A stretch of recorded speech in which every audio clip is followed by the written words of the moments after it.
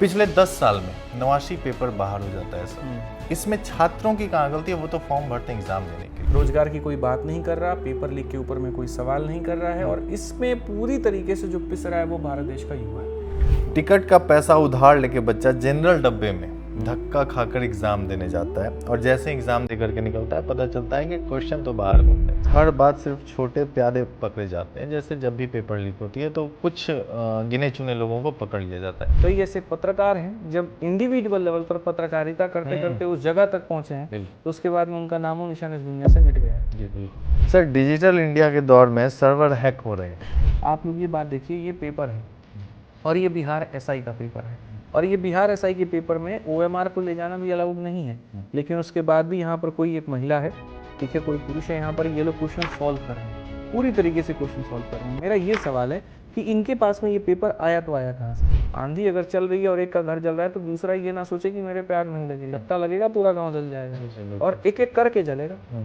आज ये परीक्षा में दिक्कत है तो कल किसी और में होगी, परसों किसी और में होगी। हेलो वॉरियर्स, स्वागत है आप सभी का आपके अपने यूट्यूब चैनल जी दरोगज में। देखिए, लगातार पिछले कई सालों से आप देख रहे हैं कि आप एग्ज़ाम दे करके आते हैं और क्वेश्चन पेपर बाहर आ जाता है। इस पर बहुत सारे टीचर्स ने वीडियो बनाया, सर भी लगातार आवाज़ उठाते रहे और जब भी मुझे ज़रूरत पड़ी है मैं सर के पास आया हूँ, चाहे ऑनलाइन के माध्यम से हो या अभी मैं सर से मिल रहा हूँ तो स्टूडेंट के सपोर्ट में बातें करने आया हूँ। और आज मुझे उम्मीद है कि सर आप लोगों के सपोर्ट में बात करेंगे।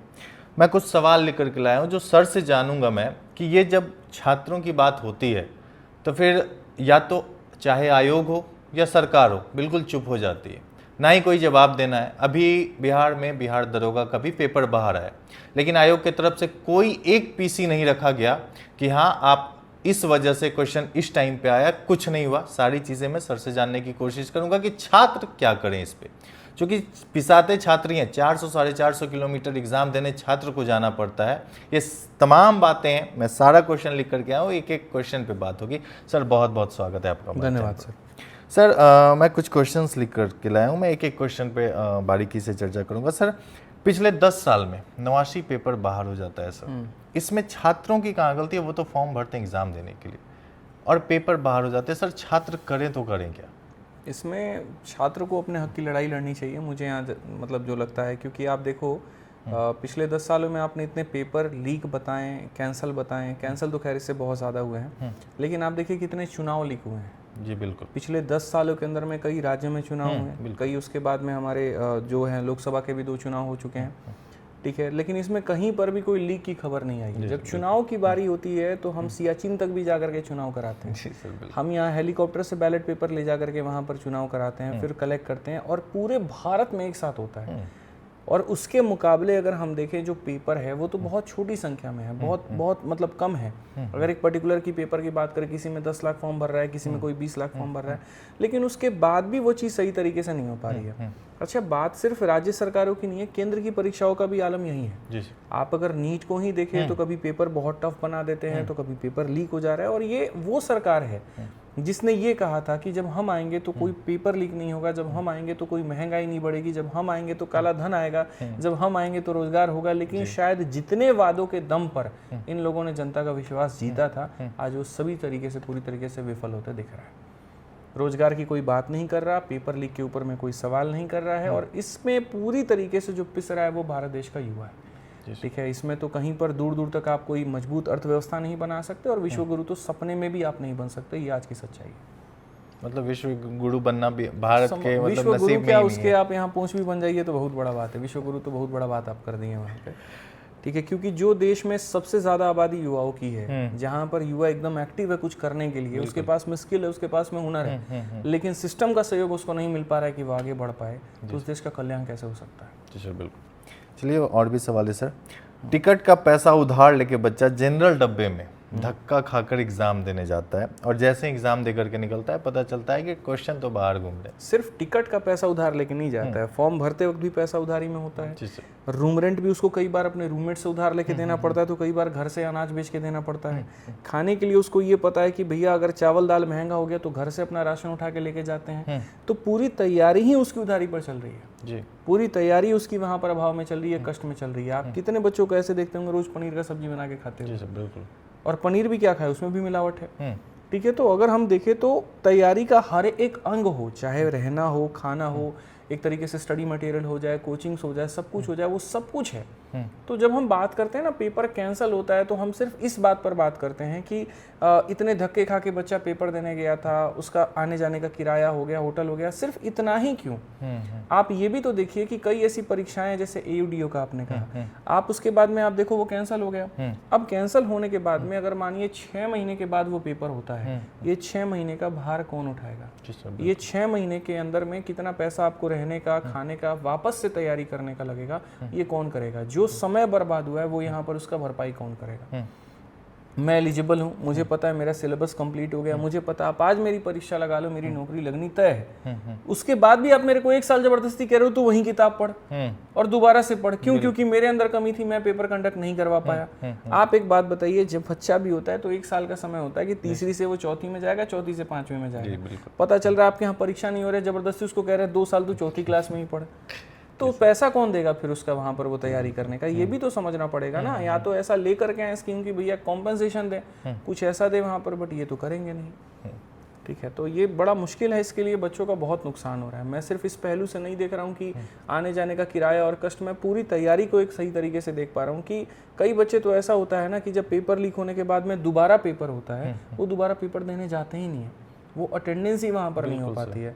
आप सबसे बेस्ट एग्जांपल देख सकते हैं बिहार SSC का जो पेपर हुआ 10 सालों के अंदर में, फॉर्म भरने वक्त में जो लोग थे और पेपर देते देते होते उनके बाल बच्चे हो गए, नौकरी वोकरी पकड़ लिए, कुछ तो ऐसे हो गए कि ओवर एज टाइप हो गए थे। वो तो शुक्र माना वो फॉर्म का कि उनको अलाउ कर दिया, नहीं तो अगर उस समय के हिसाब से देखा जाता तो ओवर एज हो चुके थे।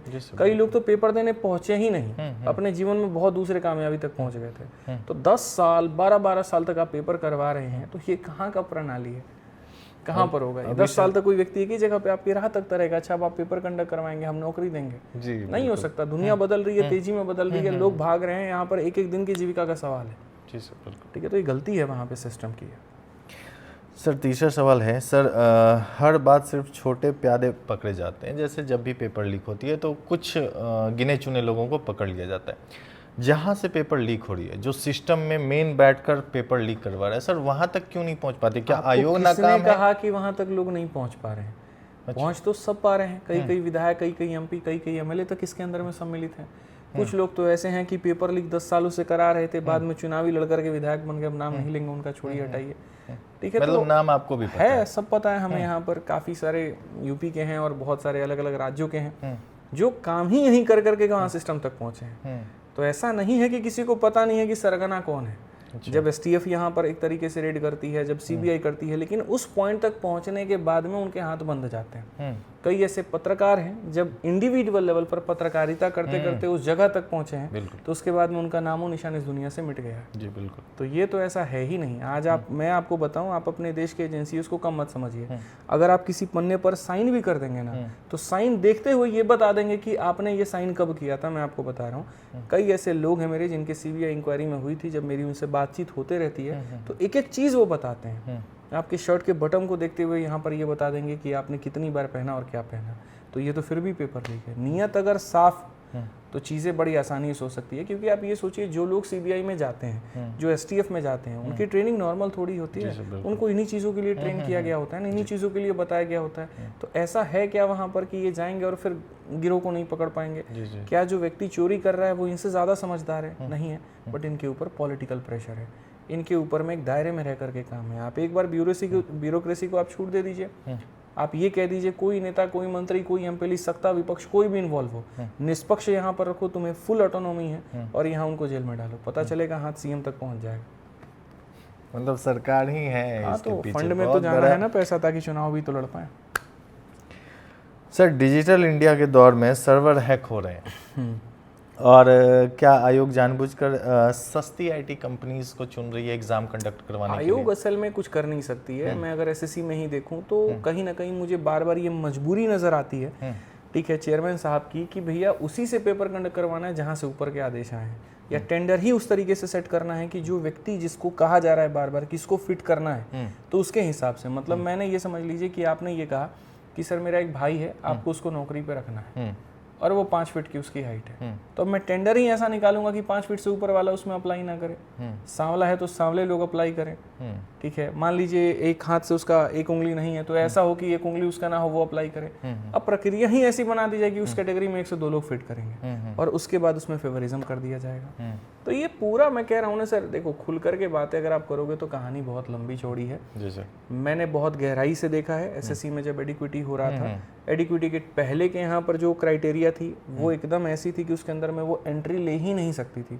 कई बार मल्टीपल तरीके से टेंडर्स के रूल्स को बदले गए, बार बार बदला गया कि टीसीएस बाहर निकल जाए और एडिक्विटी उसके अंदर में आ जाए। अब एडिक्विटी किसकी है वो आप थोड़ा नेट पर सर्च कर लोगे तो आपको पता चल जाएगा कि किस मिनिस्टर्स के साथ में उसके लिंक है, वो सत्ताधारी हैं कि वो विपक्षधारी हैं, और क्यों एडिक्विटी को ही टेंडर मिला। चेयरमैन साहब की तो वो तो यही कहेंगे हम तो भैया प्रोटोकॉल से जाएंगे, प्रोटोकॉल हमारा टेंडर का ऐसा निकलता है, उसके फेवर में गया तो हम उसी से बोलेंगे कि पेपर कंडक्ट करवाओ, ठीक है। बट जो दबाव है, जो फेवरिज्म है, वो तो कहीं और से है। तो फिर ये जो कहा जाता है कि सर कि आयोग स्वतंत्र निकाय है, फिर इसे खत्म कर देना चाहिए। स्वतंत्र कहाँ है, पेपर करवाने के लिए वो स्वतंत्र है। आयोग ये बोलती है, एक बार मेरी एक व्यक्ति हैं आयोग में ही थे, उनसे मेरी बात हो रही थी, हमने उनसे नाराजगी भी इस बात पे जताई। हमने उनसे ये कहा भी कि पेपर लीक होते हैं, और जब आपको पता है कि इस तरह के जो टेंडर वाले हैं वो करते हैं, चलिए मानिए टेंडर फाइनलाइजेशन में बहुत ज़्यादा रोल नहीं हो सकता, आप पेनल्टी तो लगा सकते हैं, आप उनके ऊपर में फाइन तो लगा सकते हैं। तो उन्होंने कहा कौन कहता है कि फाइन नहीं लगता? फाइन लगता है, बिल्कुल लगता है। फिर जब हमने बाद में पता किया तो गड़बड़ी 100 करोड़ की है तो फाइन 10 लाख का लगा है। तो ऐसे तो 10 बार भी उनको फाइन लगा दो तो भी कोई फर्क नहीं पड़ना उन पर। मतलब मुझे ये पता है कि एक तरीके से कि मैं ये काम गलत करूंगा, सपोज करिए मैंने ये मोबाइल बेच दिया और मुझे मिले 1 लाख रुपए, लेकिन पकड़े जाने के बाद में मुझे सिर्फ 1000 रुपये आपको चालान के देने हैं, तो मैं ऐसे तो 100 मोबाइल बेचूंगा, बिल्कुल, क्योंकि मुझे देने ही 1000 रुपये है। तो जो पेनल्टी की रकम है, जो उसकी सजा है, ठीक है, वो बहुत कम है, ठीक है, बहुत ही ज्यादा कम है और बहुत लीनियंट कानून है। कई ऐसे तो लोग हैं, कई ऐसे आयोग हैं, उनको पता है कि ये ब्लैक लिस्टेड है, ये टेंडर जो है ब्लैक लिस्टेड, जो वेंडर है वो ब्लैक लिस्टेड है, उनको ये पता है इसके ऊपर में एनटीए ने बैन लगा दिया है, उसके बाद भी उसके साथ में वो पेपर कंडक्ट करवा रहे हैं, ठीक है। तो आप इसी बात पे समझो ना कि वो ढीठ कितने हो गए, ठीक है। तो इसमें मंशा नहीं है उनकी कहीं पर किसी तरह से पेपर लेके जाने की। सही, बच्चे का फोटो गलत हो तो फॉर्म सीधा रिजेक्ट कर दिया जाता है। और सर अगर पेपर बाहर आ रहा है तो आयोग का जो चेयरमैन होते हैं वो अपना रिज़ाइन क्यों नहीं देते? कैसे रिज़ाइन देंगे? उसके बाद में तो उनको ऊपर वाले पद में जाना है ना। यही लोगों को तो धीरे धीरे प्रमोट करके लेकर के जाया जा रहा है। अभी आप देखना यहाँ पर मुख्य चुनाव आयोग को अगला पद कौन सा मिलने वाला है। अभी आप देखते चलिए, चीज़ें थोड़ी थोड़ी आप समझ में आ पाएंगे। मैं बार बार आपको ये बात का इशारा दे रहा हूँ, आप समझिए इस बात को कि जो लोग कर रहे हैं वहां पर काम, उनके लिए वो नौकरी बड़ी सुरक्षित है, उनके लिए साफ तौर पर है कि ठीक है हम देख लेंगे। तो जब वहां पर चीजें देखी ली जाएगी, क्योंकि उनका तो साफ ये कहना है भाई अगर हमें ईमानदारी से काम करने दोगे हम तो एक्शन लेंगे, और अगर नहीं लेने दे रहे तो नौकरी पर बात ना है। तो बस वही बात है कि प्रमोशंस और बाकी सारी चीज़ें तो हो ही रही हैं। तो ये पूर्ण रूप से ये गलत है, और बहुत ऐसे लोग हैं सिस्टम में काम करना चाहते हैं लेकिन दबाव के कारण वो नहीं कर पा रहे। सर पेपर लीक की घटनाएं बार बार क्यों देखने को मिल रही है? क्या इसके ऊपर कोई अगर आप ब्रीफ देना चाहें तो आप दें सर। पेपर लीक में अलग अलग कारण हैं। कई जगह पर आप एक तरीके से देखो तो जो है वो पैसा एक बहुत बड़ी वजह है, ठीक है, कि इसको पूरा सिस्टम बना करके जैसे फॉर्म भरवाया गया बच्चों से, फॉर्म भरवाने के बाद में एक मैसिव एक पीछे जो होता है एक सरगनाई गिरोह होते हैं कि इस वाले पेपर से हमारा टारगेट है 1000 करोड़ कमाने का, इस वाले पेपर से हमारा टारगेट है 100 करोड़ कमाने का, ठीक है।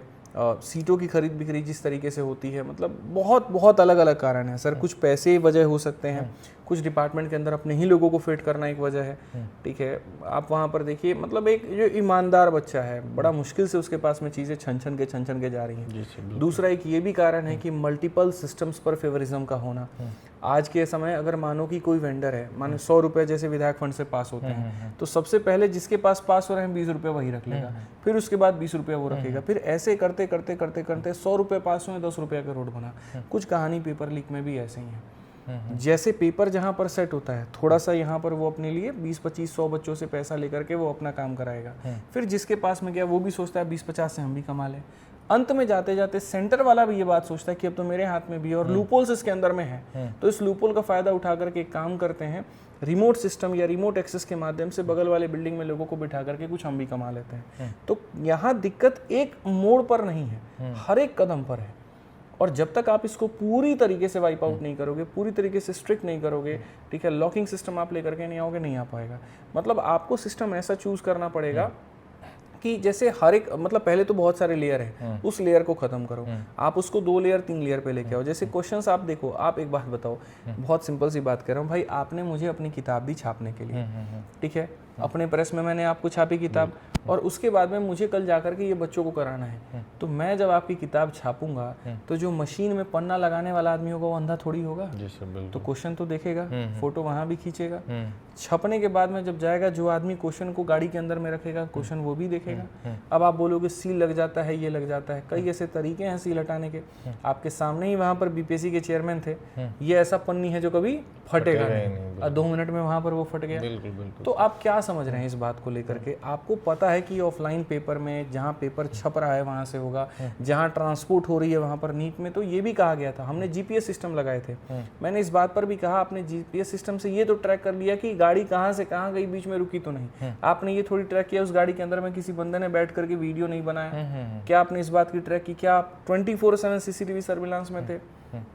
तो नहीं कर सकते। बहुत सारे तरीके होते हैं सर, स्कैनर लगा होता है, आप 2 मिनट में पूरा स्कैन मार लोगे सारी चीज़ों को लेकर के, बहुत बॉडी स्कैनर होते हैं यहाँ पर, तो ये क्वेश्चन पेपर का स्कैनर हो रहा है, मशीनें बहुत सारी आ गई हैं जिससे आप पूरा पेपर स्कैन कर सकते हो।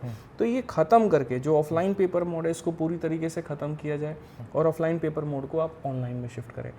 हम तरक्की की बात करते हैं, हम डिजिटल इंडिया की बात करते हैं, हम स्किल इंडिया की बात करते हैं, हम चाइना को बीट करने की बात करते हैं, लेकिन आज भी दुर्भाग्य ये है कि हम पेन और पेपर पर हम पेपर कंडक्ट करवा रहे हैं और सबसे ज़्यादा सवाल ही पेन पेपर पर उठता है। आपके सामने वो देखिए मोबाइल में स्क्रीन में रखा हुआ है, आप लोग ये बात देखिए, ये पेपर है और ये बिहार एसआई का पेपर है और ये बिहार एसआई के पेपर में ओएमआर को ले जाना भी अलाउड नहीं है, लेकिन उसके बाद भी यहाँ पर कोई एक महिला है, ठीक है, कोई पुरुष है, यहाँ पर ये लोग क्वेश्चन सॉल्व कर रहे हैं, पूरी तरीके से क्वेश्चन सॉल्व कर रहे हैं। मेरा ये सवाल है कि इनके पास में ये पेपर आया तो आया कहाँ से? दूसरी बात, अगर मान लीजिए कि एजेंसी की नीयत साफ होती, ये रोल नंबर है, रोल नंबर दिख रहा है आपको, इस रोल नंबर से ये पता लगाया जा सकता है कि ये वाला बुकलेट किसको इशू किया गया था, बिल्कुल, और फिर उसके बाद में उसके ऊपर में इंक्वायरी होगी तो उसके लिंक में जितने भी लोग होंगे सारे के सारे पकड़े जाएंगे।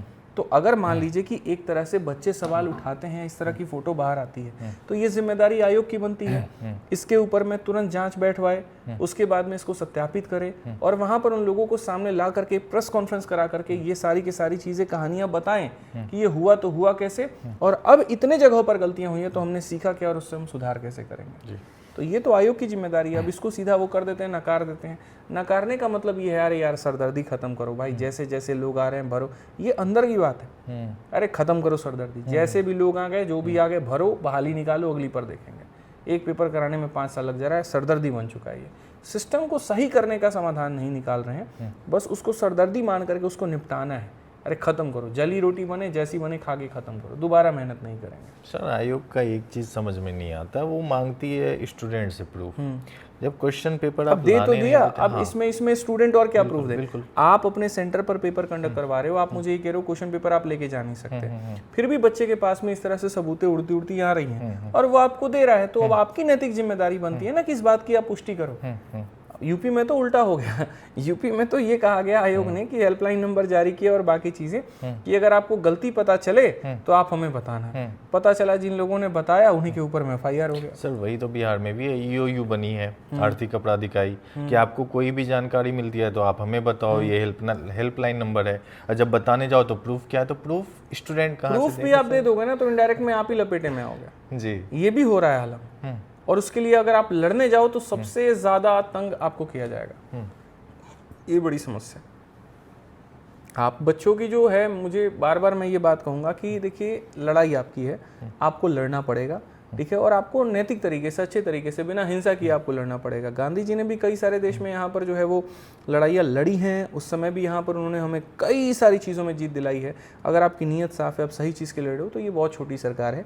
बड़े बड़े सरकारों को हमने झुकते हुए देखा है, गिरते हुए हमने देखा है, बड़े बड़े आयोग के यहाँ पर लोगों को हाथ जोड़ते हुए हमने देखा है, ठीक है।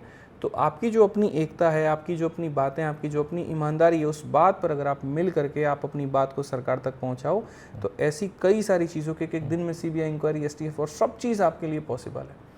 आपके अंदर में एकता की कमी है, आप लोग एक नहीं हो पा रहे हो, ये सबसे बड़ी मैं आप लोगों की गलती मानता हूँ। हर बच्चा ये सोचता है छोड़ो ना इस वैकेंसी को, अगले पर बात आती है, इसको निकल जाते हैं यार, दूसरा वाला पेपर अभी नज़दीक है, उस पर फोकस करेंगे। तो अगर यही मंशा रही तो फिर उसके बाद में फिर कैसे बढ़ पाएगा। कुछ बात पे पेरेंट्स रोक देते हैं, अरे यार तुम जो है वो क्या कर रहे हो, यहाँ पोस्ट क्यों कर रहे हो गवर्नमेंट के अगेंस्ट में, गवर्नमेंट ये कर लेगी, ठीक है। तो हर कोई व्यक्ति डर का माहौल सा है एक अंदर में। उसके बाद में लोगों की भी बहुत ज़्यादा है नहीं, उनको सोचता है यही पेपर है, चलो ठीक है भाई खत्म करो इसको, दूसरे पेपर में हम चल लेंगे, तीसरे में चल लेंगे, अगली वैकेंसी पर टारगेट कर लेंगे। तो आप गलत होते हुए जहां पर देख रहे हैं आप उसको इग्नोर कर रहे हैं। सरकार ये बात जान रही है, इसी का फायदा उठा रही है कि आपके द्वारा प्रेशर नहीं बन रहा तो उसके बाद ठीक है चलो यार खत्म करो इसको, दबा देंगे, खत्म कर देंगे, ये हो रहा है। तो सर इस तरह की स्थिति में जो छात्र लंबे समय से तैयारी कर रहे हैं, लगभग 5 साल 10 साल से छात्र तैयारी, सर दरोगा एक इमोशन है बिहार में खास करके, और तैयारी करते हैं, उसके बाद इस तरह से जो भी सामने परिस्थितियां उत्पन्न होती है, इस पे क्या करें? वो छात्र कैसे खुद पे पेशेंस बना कर रखें, क्या करें? वो उन्हें लगता है कि कितना बनाओगे, चलो इस बार की भर्ती के लिए पेशेंस बना लिए, थोड़ा बहुत ये आपको दिख रहा है गलती हो गया और ये सारी चीज़ हो गई, आपको लग रहा है सीट नहीं बिका है। अगर इस तरह के पेपर बाहर आ रहे हैं इसका मतलब तो सीट तो ऐसे भी कॉम्प्रोमाइज हो गया है। और सबसे बेवकूफ़ यहाँ पर वो इंसान है जो ये सोच रहा है मेरा तो पेपर बढ़िया गया था और मेरा तो सिलेक्शन होगा। सब्र करो भाई, यूपीएसआई में सबको ऐसा लग रहा था कि मेरा होगा, जब कट ऑफ 92% आया तो सारे बाहर निकल गए। जी सर बिल्कुल, ठीक है। तो सब्र करना पड़ेगा, जब सिस्टम ही अंदर से पूरा करप्ट होगा ना तो आप कितने पढ़ाकू भी क्यों ना हो, आपका सिलेक्शन नहीं होना है, सारी सीटें कॉम्प्रोमाइज है उसके अंदर में। या तो आपको अपनी आवाज़ उठानी पड़ेगी, आपको एकजुट होना पड़ेगा, और इसके अंदर में बहुत कम कोशिश करिए किसी भी तरह के लोगों को जोड़ने की, चाहे वो शिक्षक हो, चाहे वो विपक्ष का कोई नेता हो, चाहे कोई स्टूडेंट लीडर हो, क्योंकि जहाँ पर किसी भी तरह से किसी दूसरे व्यक्ति की इन्वॉल्वमेंट होती है, सरकार पूरी तरीके से जो है उसको दबाने की कोशिश करती है। कोई एक चेहरा जब भी किसी चीज़ का बाहर आ जाता है तो उसके ऊपर में अटैक करना बहुत आसान हो जाता है। अगर मान लीजिए आज मैं अगर ये कहूँ कि मैं दरोगा वाले बच्चों के लिए मैं धरना दूंगा, तो मेरे ऊपर में ही कल दिन 1000 वीडियोस बननी शुरू हो जाएंगी, मेरी एक एक कमियां निकाल दी जाएंगी, मेरी डिग्रियां निकाल दी जाएंगी, मेरी ये निकाल दिया जाएगा और मुझे ही बदनाम कर दिया जाएगा। और जब जो लीडर होता है अगर उसी को बदनाम कर दो तो आंदोलन खत्म हो जाता है। बिल्कुल। तो कभी किसी को लीडर मत बनाइए, कोई शिक्षक को लीडर मत बनाइए, किसी नेता को लीडर मत बनाइए। ये लड़ाई आपकी है, आप अपनी तरीके से लड़िए। इसके पहले भी यहाँ पर लड़ाइयाँ हुई हैं, कई तरीके से वहाँ पर हुई है और स्टूडेंट्स के दम पर हुई है। स्टूडेंट को क्या बदनाम करोगे तुम, ये बताओ। स्टूडेंट तो अपने हक की बात कर रहा है, ठीक है। तो अब जैसे आप देखो ना, अभी 2 दिन पे जैसे अंजना कश्यप जी ने ये बात कही तो सारे लोगों ने उनके बारे में कहा। 2 दिन आप रुक जाइए, पूरा आईटी सेल ऐसा लगा हुआ है कि पूरा माहौल ही बदल देगा। अब यहाँ हर टीचर के बारे में बातें निकल करके आनी शुरू हो जाएंगी, देखो वो तो खुद ऐसा है, वो ऐसा बोल रहा है, वो तो खुद ऐसा है, वैसा बोल रहा है। मैं ये बात कह रहा हूँ, लड़ाई कौन कैसा है इसके ऊपर में था ही नहीं, ठीक है। आपने मुझे 2 गाली दी, मैंने आपको 2 गाली दी, बात खत्म होती है। लेकिन जब आप पद पर हैं और जिस पद पर आप होकर के जो आपकी अपनी जिम्मेदारी आप वो काम नहीं कर रहे हैं, आप जनता के नौकर हैं, आप सेवक हैं, वहाँ जनता आपको दे सकती है, आप उसको नहीं दे सकते। अगर मैं आपको आपके कार्य की याद दिला रहा हूँ वहाँ पर, तो आप मेरे से क्या अपेक्षा करोगे कि तुम कितने सही हो ये बताओ। अरे तो मैं सही नहीं हूँ, पद तो तुम्हें मिला ना, तुम अपनी तो देखो। आप यहाँ पर मीडिया को चौथा पिलर मानते हो लोकतंत्र का, तो सवाल भी तो वहाँ पर होगा ना उनके लिए कि आपने किया क्या है। मुझे ये समझ में नहीं आता है कि एक भी सवाल वो सरकार से करते क्यों नहीं है, जुबान उनकी बंद क्यों हो जा रही है, वो बोल क्यों नहीं पा रहे, वो डिफेंडिंग मोड में लगे हुए हैं। कब तक करोगे, किसी दिन तो चीजें फटेंगी ना, संभाल पाओगे क्या वहां पे? कभी यही लोग मीडिया हाउस में घुस गए तो क्या होगा? खेलो फिर मीडिया। सर जो परिस्थितियां अभी उत्पन्न हुई है छात्रों के बीच में, अगर आपको आयोग का चेयरमैन, चाहे जिस भी आयोग का चेयरमैन आप बनते हैं सर, अगर उस आयोग से उस एग्जाम के पेपर बाहर आती है तो सर आप क्या डिसीजन लोगे एज अ चेयरमैन? फिर वही बात आप कर रहे हो, आयोग के चेयरमैन बनने के तो सारी चीज उसके हाथ में है ही नहीं ना। यही तो बात मैं आपसे कह रहा हूँ, मैं बन भी जाऊं और ऊपर से बार बार ये आदेश रहे, ज्यादा टेडिंग बिडिंग करोगे तो 2 मिनट में हटा देंगे। तो हम क्या कर लेंगे वहां पे? मतलब चेयरमैन को पूरी तरीके से ये देना पड़ेगा अथॉरिटी आपके पास में। चेयरमैन कई लोग ऐसे हैं जिनकी नीयत साफ है, लेकिन उनके पास पूरी तरीके से ऑटोनॉमी नहीं है, पूरा पावर वहां पे नहीं है। वो जहां 2 कदम कुछ करने जाएंगे, या तो उनका विभाग बदल दिया जाएगा या फिर वहां पर सीधा हटाने की बात कर दी जाएगी। तो आपको पता ही है, अगला आए उससे बेकार, मेरे से और ज्यादा बेकार होगा, तो चलो जितना होता है कॉम्प्रोमाइज करके करा देते हैं। ये भी तो कहानी है, कई जगहों पर है। हर जगह का आयोग खराब थोड़ी है, हर जगह के आयोग का चेयरमैन खराब वहाँ पे थोड़ी है। कुछ की नीयत बहुत अच्छी है, मेरी तो बातचीत होती है, लेकिन दिक्कत यहाँ पर यह कि प्रेशर है बहुत ज़्यादा, तो नहीं कर सकते। तो मेरे को भी बना दो, किसी को भी बना दो, पावर ही नहीं रहेगा तो वहाँ क्या करोगे? अब आप बोलो सर आपको कांस्टेबल बना दिया जाए, आपको सब इंस्पेक्टर बना दिया जाए, आप क्या करोगे? 2 मिनट में ऊपर से फोन आएगा, इसको छोड़ना है तो छोड़ना पड़ेगा। जी बिल्कुल। तो बना के क्या कर लोगे आप वहाँ पर? ऑटोनॉमी तो ना आप वहाँ। तो सर जब ऊपर से ही चीज़ें जब मतलब इस तरह की हो रही हैं तो छात्र करे तो करे क्या, क्या एग्ज़ाम देना छोड़ दे? एग्ज़ाम देना नहीं छोड़े, एग्ज़ाम की तैयारी करे, लेकिन जहाँ पर भी उनके एग्ज़ाम है कहीं पर किसी भी तरह की गलती आती है रगड़ दे पूरे सिस्टम को। वहाँ पर ये ना बर्दाश्त करे कि हाँ भाई हम बैठेंगे, हम ट्विटर कैंपेन खेलेंगे, हम ये करेंगे वो करेंगे। गलती हुई है सिस्टम से, उसकी आवाज़ उस तक पहुँचाओ, शांतिपूर्ण तरीके से पहुँचाओ, लेकिन पहुँचाओ। और किसी को इन्वॉल्व मत करो, तुम्हारी लड़ाई है तुम लड़ो, सब सहयोग में है, लेकिन लेकर के जाओगे फिर वही बात होगी, तुम्हारा आंदोलन खराब हो जाएगा। सर इसी पे मैं एक बात बताना चाहूँगा, ईडीओ का पेपर कैंसिल हुआ और वो पेपर कैंसिल सिर्फ एक महिला की वजह से हुआ था। वो सेंटर पे मैं ही रिव्यू करने गया था और एक बंदा कोई बगल में 10 रुपए की OMR ला करके भर रहा था, तो उस महिला ने अंत तक विरोध किया, बाकी छात्र बाहर आ गए और बाहर से कह रहे हैं जाइए आप अंदर जाके अंदर से रिव्यू लीजिए। तो छात्रों में भी तो कमी है, वो सपोर्ट नहीं कर पाते। वही बोल रहे हैं ना, एकजुटता नहीं है। और ऐसा नहीं है कि आप किसी बात का विरोध कर रहे हैं तो बिल्कुल भी नहीं माना जा रहा है। आप अभी देखेंगे राजस्थान में जो पहाड़ हमारा था जिसके काटने की पूरी बात हो रही थी, लोगों ने विरोध किया और विरोध किया तो सुप्रीम कोर्ट को अपना डिसीजन बैक लेना पड़ा। दिल्ली में जब कुत्तों वाला मुद्दा आया था कि उसको बंद करके लेके जाया जाएगा, तो लोग सड़क पर आए और अलग अलग जगह पर लोगों ने प्रदर्शन किया। किसी विपक्ष का प्रदर्शन नहीं था, वो किसी नेता का वहां पे नहीं था, कोई टीचर का नहीं था, कोई स्टूडेंट लीडर का नहीं था। ये लोगों के इमोशंस थे जो अलग अलग तरह से वीडियो बना करके बाहर आ रहे थे, अपने प्रतिक्रिया कर रहे थे। कहीं पर 5 ही लोग हैं तो चौराहे पे बैठ गए, कहीं पर 10 ही लोग हैं तो इंडिया गेट के पास में जाकर के शांतिपूर्ण तरीके से पोस्टर लेके बैठे हैं। तो जब अलग अलग जगह पर अलग अलग तरह से लोगों की वीडियो बनती है, जब बातें वहां तक जाती है, सरकार को भी ये दिखता है कहीं ना कहीं कि यार ये गलत हुआ तो इसको सही करो। नहीं तो कई बार सरकार के लोगों को भी ये लगने लगता है ये तो विपक्ष करवा रहा है, इसके अंदर में जरूर कोई चाल है, हम तो सही है जी। उनके आसपास के लोग उनको ये सलाह देते हैं, अरे आप सही हैं, वहां पे ये विपक्ष का षड्यंत्र है, आपने सही काम किया। लेकिन जब अगर मेन पब्लिक को दिक्कत है और जब वो अपनी बातें कहती है, जैसे आपने उस महिला का एग्जाम्पल दिया, जब वो अड़ी अपनी बात पर, उनको मानना पड़ा कि इस अकेली अगर ये बात कह रही है तो फिर जांच कराओ, और जांच करने में पता चला कि वो सही बोल रही है, तो फिर पेपर कैंसिल हुआ। तो यूनियन लाना पड़ेगा, एकजुटता लाना पड़ेगा, हम सबको ये समझना पड़ेगा सिर्फ ये उसकी समस्या नहीं है, हम सबकी समस्या है। आंधी अगर चल रही है और एक का घर जल रहा है तो दूसरा ये ना सोचे कि मेरे पे आग नहीं लगी, लपटा लगेगा पूरा गांव जल जाएगा, और एक एक करके जलेगा। आज ये परीक्षा में दिक्कत है तो कल किसी और में होगी, परसों किसी और में होगी। तो समस्या का समाधान चुप्पी नहीं है, समस्या का समाधान शोर है, और शोर भी अपनी जगह से।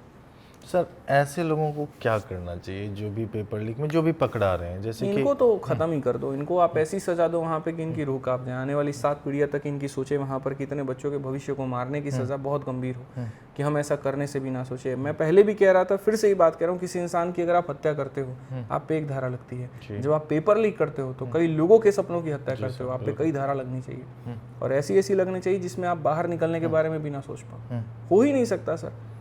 जब AEDO का एग्ज़ाम होना था तो बहुत छात्र जो ग्रेजुएशन नहीं भी किए हैं तो ऐसे ऐसे माफिया मार्केट में घूम रहे थे कि कह रहे थे कि लाओ 10 लाख रुपया दो, पेपर तुम्हारे तक पहुंच जाए। वो हर परीक्षा में है, हर परीक्षा में है। तो मतलब इस तरह से खुलेआम, ये तो खुलेआम, ये मैं थोड़ी जवाब दे पाऊंगा। इसमें तो वो लोग दे पाएंगे ना, जैसे आयोग के जो लोग हैं जो पेपर कंडक्ट करवा रहे हैं, ठीक है। इसमें हम क्या कर सकते हैं, आप ये बताओ। हमारे पास भी कई लोग आते हैं, हमारे पास भी कई बार कई लोग आए हैं यहाँ पर और इस तरीके से आए हैं कि जो है सो इतने पेपर में फलाना में सेटिंग हो रहा है, आपके कुछ स्टूडेंट्स है तो करवा दें। हमने सीधा कहा 2 मिनट में टिक गए तो यहाँ पर तुम दिखोगे नहीं, निकल जाओ, 4 केस लेने को मंजूर होंगे, 2 मिनट में यहाँ से निकल जाओ तुम। हमने उसकी जानकारी पुलिस में भी दी, हमने उसके बारे में और भी कहा है। तो अलग ही लेवल की कहानी है, पूरी तरीके से मामला फैला है। जब आप अंदर में जाते हैं, इन्वेस्टिगेट करने जाते हैं, तो पता चलता है कि बैक एंड सपोर्ट बहुत बड़ा है। सर दो सवाल जी। एक गरीब छात्र, एक जिनके पास पैसा है, तो क्या करें? गरीब छात्र सेपरेट हो जाएं कि अमीरों के लिए ही नौकरी बनी है? क्योंकि यहाँ तो 25 लाख 30 लाख ऐसे बोली चल रही है। तो अब गरीब जो छात्र हैं, जो स्टूडेंट्स किसी तरह स्ट्रगल करके पढ़ रहे हैं, उनका उम्मीद रहता है सर कि कोई हमें सपोर्ट करे। तो आदित्य रंजन सर एक बड़े भाई होने के नाते, एक टीचर होने के नाते किस तरह का सपोर्ट दें? देखिए, सबसे पहले जैसे आपने कहा ना कि जो नौकरी रह गई है वो अमीरों की ही रह गई है, ठीक है, और गरीबों के लिए तो ऐसा कुछ भी नहीं है। तो 100% हम इसको नहीं कह सकते। हाँ बिल्कुल है, कुछ जगहों पर कुछ बच्चों की सीटें जो है कुछ लोग लेकर के जा रहे हैं, लेकिन इससे पूरी तरीके से जो ऐसा वर्ग है जिसके पास पैसा नहीं है उसको टूटने की ज़रूरत नहीं है। पहली बात तो ये कि हाँ हम यही मान के चले कि अब नौकरी तो खाली अमीरों की रह गई, हमारी नहीं रही, ऐसा नहीं है। लोग सेलेक्ट होते हैं, GD में भी होते हैं, यूपी पुलिस में भी आप देखेंगे और भी लोगों को देखेंगे कि जिनके पास में मतलब 2 कट्ठा ज़मीन भी नहीं था, 2 दूर ज़मीन भी नहीं था, आज वो भी यहाँ बढ़िया अफसर बन करके निकले हैं। हाँ, कुछ सीटें ज़रूर मरती हैं और पैसे वालों के कारण मरती हैं। इसके लिए अगर हम बढ़िया तरीके से न्याय मतलब एक कानून व्यवस्था बढ़िया रखें तो शायद हो सकता है कि उन बच्चों का भी हक ना मरे। अब आपने कहा कि हम उन बच्चों के लिए क्या करेंगे जो गरीब हैं। मैं गरीब, अमीर, जात, धर्म किसी को देख करके नहीं पढ़ाता हूँ। मैं एक शिक्षक हूँ, मैं सबको पढ़ाता हूँ। और रही बात जब करने की बारी आएगी तो आज हमारे पास में क्या है, कलम की ताकत है, हमारे पास में हमारा ज्ञान है जो हम बच्चों को दे सकते हैं। और आज मैं YouTube के माध्यम से सभी लोगों को फ्री में पढ़ा रहा हूँ, सभी एग्जाम्स के लिए पढ़ा रहा हूँ। सुबह में मैं SSC वालों को पढ़ाता हूँ, दोपहर में पुलिस वालों को पढ़ाता हूँ, रात में रेलवे वालों को पढ़ाता हूँ। तो शिक्षक होने के नाते जो मैं कर सकता हूँ वो ये कि मैं उनको फ्री में एक YouTube चैनल के माध्यम से मैं उनको ज्ञान दे रहा हूँ। ज़रूरत पड़ती है अलग अलग जगहों पर जब उनसे मिलने जाता हूँ तो फ्री में हम उनको किताबें भी देते हैं। अलग अलग जगह पर मीटअप करने जाते हैं जहाँ बच्चे मिलते हैं, किसी के घर की कोई समस्या है तो हम वो भी समाधान करते हैं। नौकरी हम नहीं दे सकते हैं, लेकिन हम नौकरी के लिए उनको सशक्त ज़रूर बना सकते हैं। चाहे वो शिक्षा दे करके हो जाए, चाहे वो बैच एक्टिवेट करा करके हो जाए, चाहे उनको थोड़ी बहुत सहायता राशि दे करके हो जाए, चाहे उनको लाइब्रेरी खोल करके वो हो जाए। कई जगहों पर हमने लाइब्रेरी के लिए छोटे छोटे योगदान भी हमने कर दिए। कहीं AC नहीं था, कहीं वाईफाई नहीं था, कहीं कुछ नहीं था, तो चीज़ें हो जाती हैं। तो शिक्षक होने के नाते, मेंटोर होने के नाते मैं छोटी छोटी चीज़ें करता चला आ रहा हूँ। इसको बड़े स्तर पर धीरे धीरे और लेकर के जाएंगे। बड़े स्तर पर मेरा एक अपना विचार है हर जगह पर लाइब्रेरी खोलने का, जो मेरा शुरू से एक अपना विचार रहा है, उसकी मैनेजमेंट देख करके सारी चीज़ें करने का, और वो मैं करूँगा। इसके अलावा और भी है, बट बाकी मेरी थोड़ी किस्मत ऐसी है कि मैं जो बातें बोल देता हूँ पूरी नहीं होती।